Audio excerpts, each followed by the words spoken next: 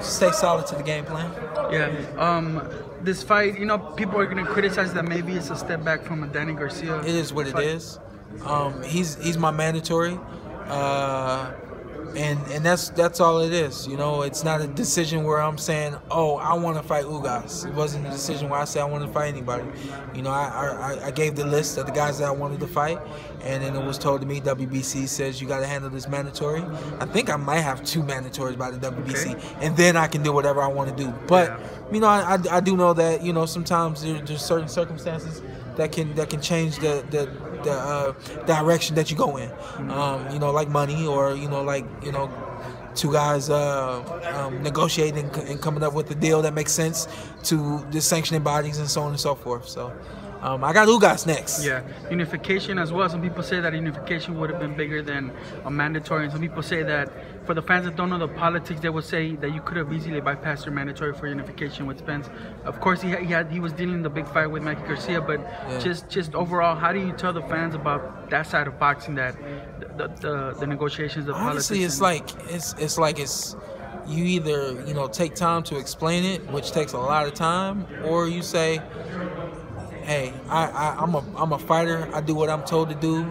I have people in place who handle my business, and the business was made the way that it was made, and this is what I have to do. You know, and for me personally, it comes a time where I don't feel like I need to explain anything, and that's just to say that, you know, if I'm told Ugas is the next guy for me, and right now it's not Errol Spence, then I say, okay, we're going after Ugas. And I'm not going to ask any questions, so I'm not going to explain anything to anyone else. And now looking past Ugas, he's a very solid contender. He's solid. I'll get ready for him. I'll get him out of the way. But of course, would you like in on the Manny Pacquiao sweepstakes, given that he gets past Adrian Broner, man? Is that a bigger fight than a Thurman or a Spence? Yeah. I don't know. I think if I had to make a decision, Manny Pacquiao, Errol Spence, you got my advisor. You tell me who to go for, and I go after him. I don't really have a preference for those two. And the same with Keith and Errol. I think maybe I might want Errol a little bit more than Keith, but it's about the same. You know, but it's really just those 3 guys for me right now. I'm not looking at Danny Garcia. I'm not looking at Mikey Garcia. I think if he were to win this fight against Errol Spence, that's a big if for both those guys. I don't know who's gonna win the fight, but if he were to win the fight, I think then we would maybe consider fighting him. But he's never really been someone on my radar. You said it's a big if. You don't know who's gonna win the Spence Mikey fight, but a lot of people feel that it's more of a big if for Mikey. All credit to him for stepping up, taking the fight. He's getting a little bit more credit than what you guys are for taking on Spence. You know, being how the critics are, but who do you favor? How do you see it? How do you picture it playing out? I think it's going to play out, man. These guys, both of them are going to come to the ring with a game plan. I think that from a tactical standpoint, I think the Garcia camp is a little bit more polished from a tactical standpoint. But Errol Spence and his camp, they've been really tight and strong in and out every fight, even going all the way to England, to Sheffield, and taking the belt. Tremendous job he did over there, you know. So this fight is, man, it's a hard one to call. You know, you have a very aggressive and strong Errol Spence against a very, very great boxing Mikey Garcia, and it's gonna be a great fight. Yeah. Taking him back to Pacquiao, you sparred him many times, a better part of his years. You actually fought Adrian Broner. How much has Pacquiao changed since, and how much has Broner changed since you actually fight him, and just overall? Just in terms of competition, I think that Manny has taken maybe just one step back, but that's what you expect. I think he's close to 40 now, and I think that you know, it's a part of nature. You know, you can't expect somebody to be the same person he was in 2007 to be that same person in 2018. You know, it's a part of life. You grow, you change.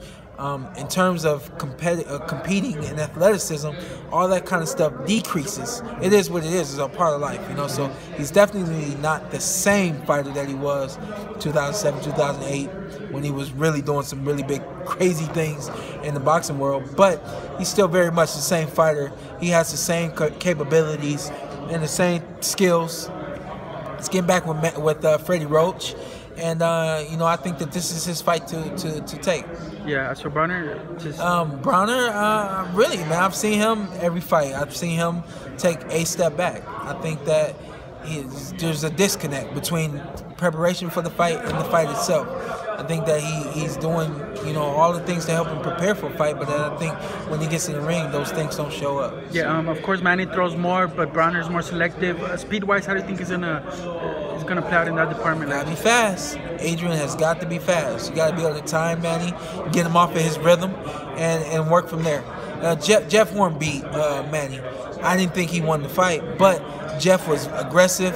Jeff got up and kept going, and Jeff wouldn't allow Manny to breathe. That's one style that beat Manny Pacquiao. Adrian's got to figure out what style he can use to beat Manny and actually use that style in the ring. Yeah, okay, last thing, of course, I haven't read too many articles, but I've skimmed through the headlines, and it says that Danny Garcia turned down something along the lines of $3 million plus a pay-per-view share for Terrence Crawford. What's your take on that? What do you make of that? I didn't even consider that fight, but that would be a great fight for both those guys. Yeah. And they got some history going back to the amateur system, so I think that's why both those guys would want that fight. Wow, if you're talking all that, then maybe he feels like it's not time.